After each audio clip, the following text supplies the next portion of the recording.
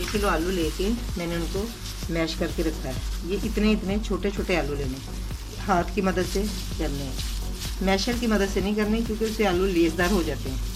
जितने छोटे आलू लेंगे पराठे उतने ही मज़े के बनते हैं और हमेशा लेसदार नहीं होता। ये देखिए ऐसे करने हैं हाथ की मदद से ना। तो अब हम इसमें सूखे मसाले डालते हैं।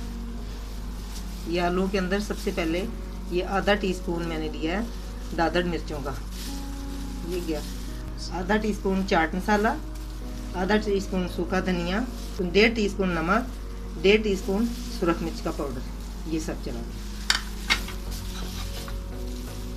तो अब ये लेंगे हम, ये मैंने आधा टीस्पून लिया कलौंजी, 1 टेबल स्पून सूखा धनिया लेके इसको मैंने ये दादड़ सा कर लिया है, और ये आधा टीस्पून ही अजवाइन, और ये थोड़ी सी सूखी मेथी लेके इसको मैंने ऐसे क्रश कर लिया। ज़्यादा क्रश नहीं करना, थोड़ा कम करना है, क्योंकि उससे ना आलूओं का कलर चेंज हो जाता है।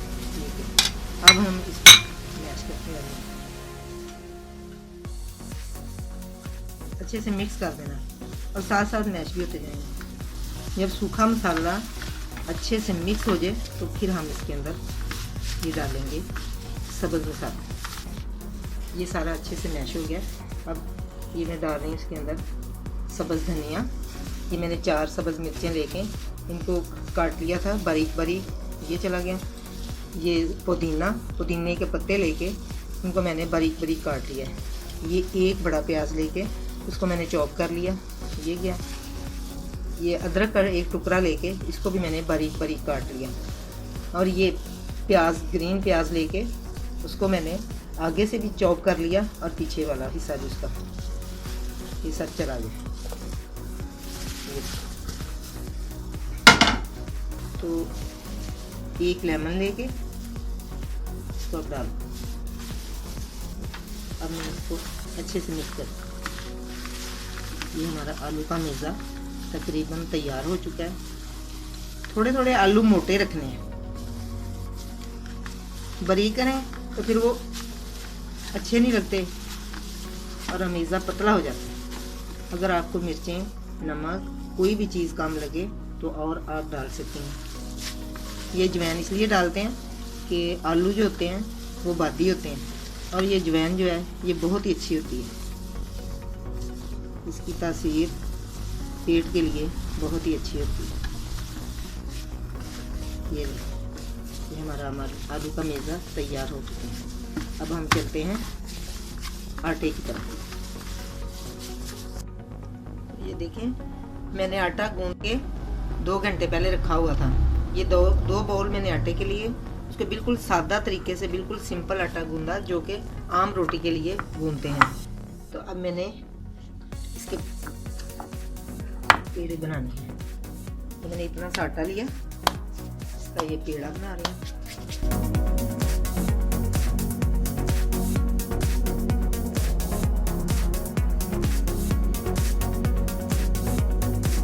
जो मैंने आलू की स्टफिंग बनाई है वो इसके अंदर फिल करते हैं।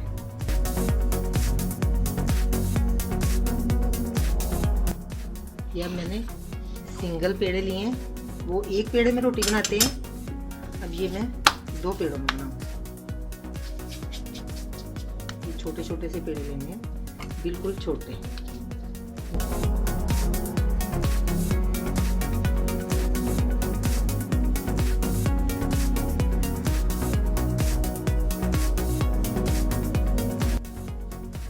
ये भी मैंने पेड़े के अंदर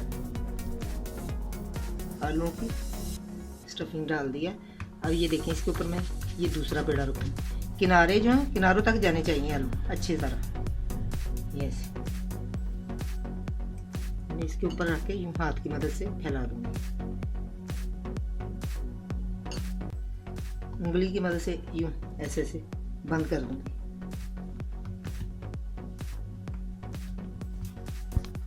ये हमारा पेड़ा तैयार हो गया। ये भी तो अब हम चूल्हा स्टार्ट करते हैं। चलिए, चूल्हा हमारा ऑन हो गया। जैसे ही तवा गर्म होता है फिर हम रोटी बेल के ऊपर डाल देते हैं। ये देखें, रोटी मैंने बेल दी। साइडों से भी बारीक करनी है अच्छी तरह।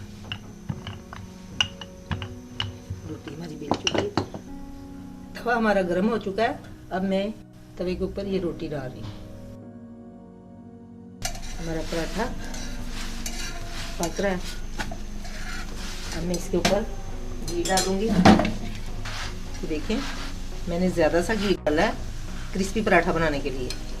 तो बिल्कुल स्लो आंच पे मैं इसको पकाऊंगी।